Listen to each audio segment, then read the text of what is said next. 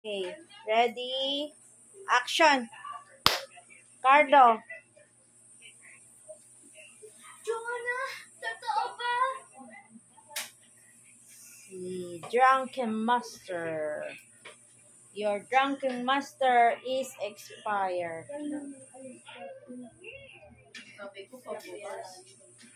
Samantha, lutuan mo daw papa mo. Ah.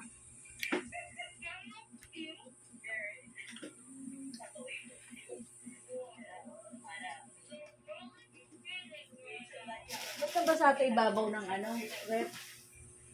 Ay, wala namang tubig dito. Paano nangyari? Ikaw siguro nagbasa nung binuksan mo yan, pinatong mo. Catch! Sayang, hindi nakat.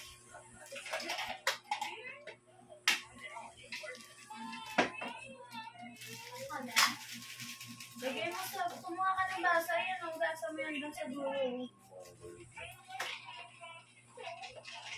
Doon mo lang lutuan doon sa maliit na ganon. Sakto yung isa doon.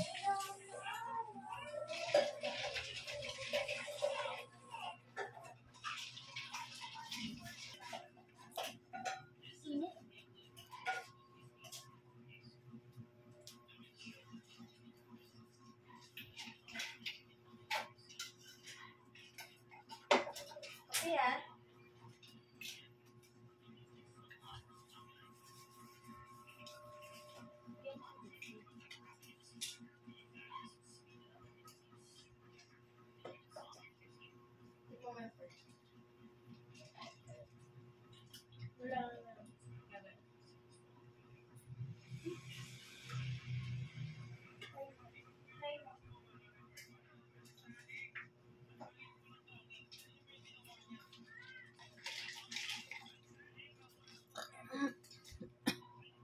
Inay.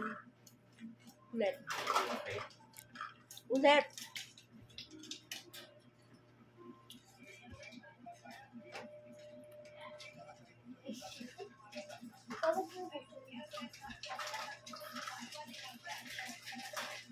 Sa ilang kalsada tulad ng North Luzon Expressway.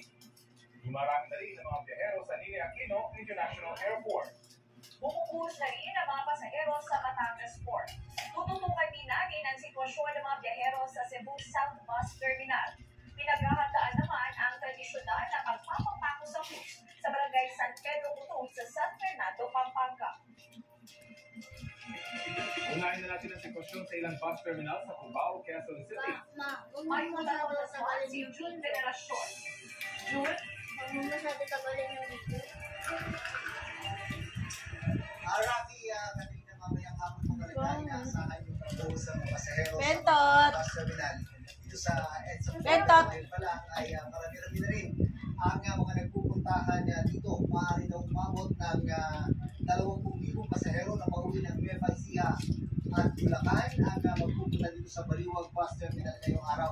Ngayon kasi inaasahan papado talaga ang bilang ng mga pasahero. Kahapon nga yung umabot sa 8,000 pasahero ang nagpunta dito. Sa mga karaniwang panahon na sa 6 hanggang 7,000 lang ang daily average. Nakahanda raw na mag-operate ng 24 oras ang terminal.